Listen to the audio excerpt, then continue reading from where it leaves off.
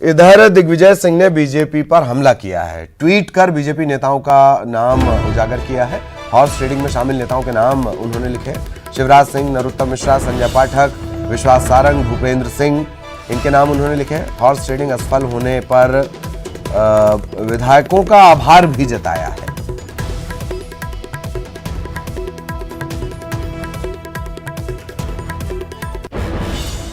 Horse trading का ये पूरा घटनाक्रम शुरुआत से ही दिग्विजय सिंह इस पर सवाल उठाते रहे। इस मसले को भी सबसे पहले दिग्विजय सिंह ने उठाया। उन्होंने कह दिया था कि उन्हें इस बात की संभावना है खरीद फरोख्त होगी और उसके ठीक कुछ घंटों के अंतराल में ये घटनाक्रम बहुत तेजी से बदलता है, पलटता है।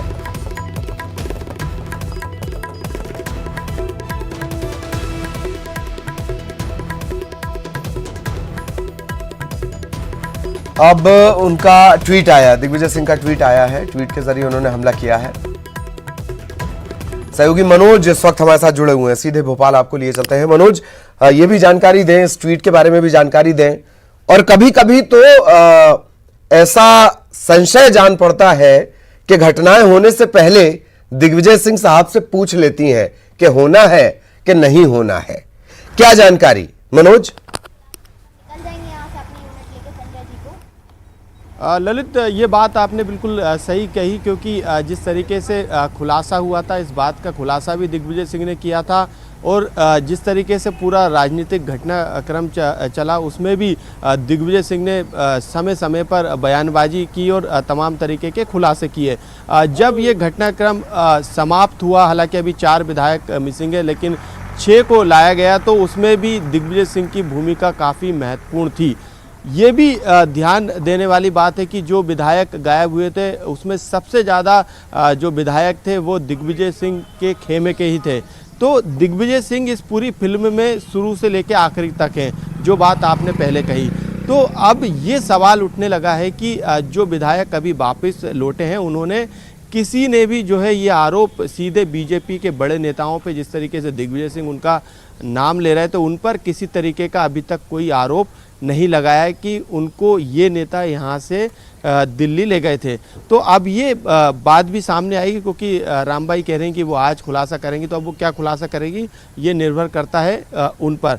लेकिन ये पूरे घटनाक्रम में दिग्विजय सिंह, जिस तरीके से उमंग सिंगार ने पहले कहा था कि सरकार के पर्दे के पीछे से दिग्विजय सिंह है, तो अब ये कौन सा पर्दा है जिसके पीछे दिग्विजय सिंह खड़े हुए हैं और ये पूरा घटनाक्रम चल रहा है? क्योंकि शुरू से लेकर आखिरी तक दिग्विजय सिंह और सिर्फ दिग्विजय सिंह ही नजर आए। सिंधिया की बात करें तो सिंधिया ने देरी से जो है अपनी चुप्पी तोड़ी और उन्होंने कहा कि ये बीजेपी की संस्कृति है। कमलनाथ की तरफ से भी इसी तरीके का बयान आया, उन्होंने दिग्विजय सिंह के बयान का समर्थन किया। क्या राज्यसभा को लेकर ये पूरी कवायद थी या फिर सरकार गिराने को लेकर कवायद थी? क्योंकि बीजेपी की तरफ से यही आरोप लगाए जा रहे हैं कि ये पूरा जो घटनाक्रम है वो कांग्रेस के अंदर का ही है, बीजेपी का किसी तरीके का इसमें हाथ नहीं है। लेकिन जिस तरीके से ट्वीट करके दिग्विजय सिंह ने 5-6 नाम बड़े नेता जो बीजेपी के हैं, शिवराज सिंह चौहान है, नरोत्तम मिश्रा है, विश्वास सारंग है, संजय पाठक है। जी, चलिए मैं आपको रोकना चाह रहा हूं, आप लगातार मनोज हमारे साथ बने रहेगा। विश्वास सारंग साहब इस वक्त हमारे साथ जुड़े हुए हैं, उनसे भी जरा एक रिएक्शन ले लिया जाए। विश्वास सारंग साहब, हॉर्स ट्रेडिंग का पूरा घटनाक्रम आपने लगातार देखा ही होगा। अब दिग्विजय सिंह ने एक ट्वीट किया है, उसमें तमाम नेताओं के उन्होंने नाम भी लिखे हैं कि कौन कौन हॉर्स ट्रेडिंग करवा रहा था, उसमें आपका भी नाम उन्होंने लिखा है। सारंग साहब, जाइए दिग्विजय सिंह जी, किस बात पे यदि हमने हॉर्स ट्रेडिंग की तो कार्रवाई करवा ले हम पर, उनकी तो सरकार है। इस तरह से शगुफेबाजी से नहीं चलता है मामला। हमें हॉर्स ट्रेडिंग करने की, छुप छुपा के करने की जरूरत नहीं है। और यदि हमें हॉर्स ट्रेडिंग करनी होती तो जब भारतीय जनता पार्टी की सरकार थी और शिवराज सिंह चौहान जी मुख्यमंत्री थे तो इस्तीफे क्यों देते? उसी समय बात करके विधायकों को ले लेते।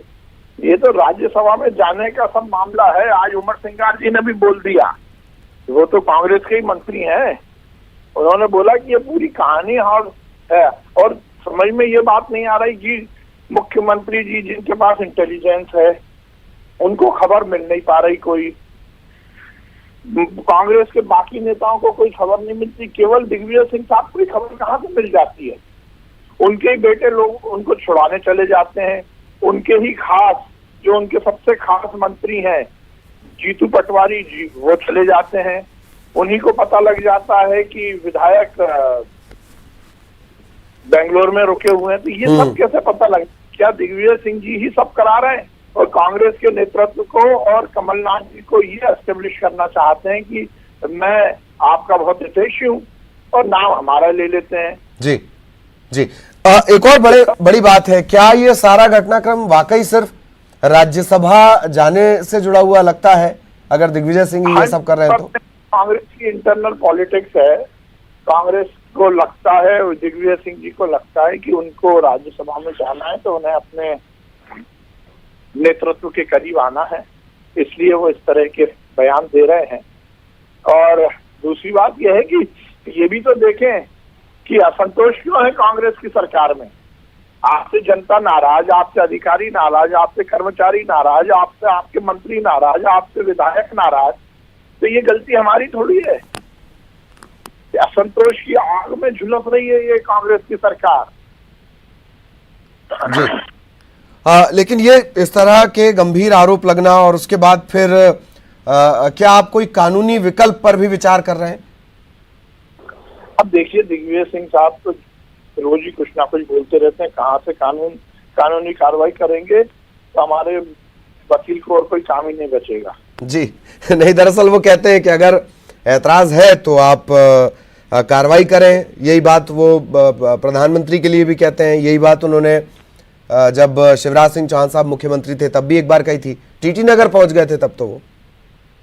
अब देखिए, माननीय दिग्विजय सिंह जी बहुत सीनियर लीडर हैं, उनको सब कुछ मालूम है जी। वो बहुत ज्ञानी है और उनको इस तरह की राजनीतिक बात करके अपनी और सबका ध्यान खींचने की उनकी एक स्टाइल है। जी जी। सबकी अपनी अपनी राजनीति की स्टाइल होती है जी। ये उनकी, it's a part of his style, इस पॉलिटिकल गेम।